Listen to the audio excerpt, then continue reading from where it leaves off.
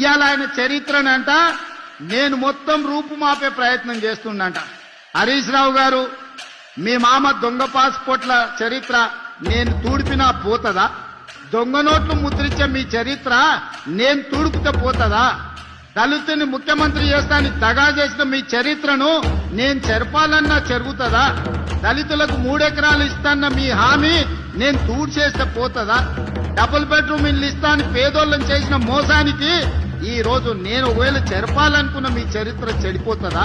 ఇంటికో ఉద్యోగం ఇస్తామని తెలంగాణలో 1200 మంది బిడ్డలను పొట్టన పెట్టుకుంటువే, ఆ 1200 మంది శవాల మీద మీరు ఈ తెలంగాణ రాష్ట్రానికి ముఖ్యమంత్రి అయి ద్రోహిగా చరిత్రలో నిలబడిపోయినరే. మీరు ఉద్యమకారులకు చేసిన ద్రోహాన్ని నేను చెడపదలుచుకుంటే కూడా చెడుతుందా?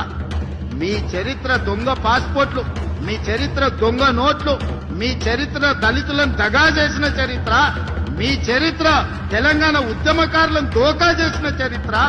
మీ చరిత్ర నేను చెరపదలుచుకున్నా చెరిగేదేనా అని నేను అడుగుతున్నా హరీష్ రావు గారు. అందుకే మీ చరిత్రను ఎవ్వడు చెరపలేరు. శాశ్వతంగా తెలంగాణ ద్రోహిగా, పాపాల భైరవుడుగా తెలంగాణ ఉన్నంతకాలం చంద్రశేఖరరావు పాపాల భైరవుడు అని తెలంగాణ చరిత్రలో ఉంటది హరీష్ రావు గారు. దీన్ని ఎవ్వరూ చెరపలేరు. ఇది తెలంగాణ సమాజానికి అంత తెలుసు.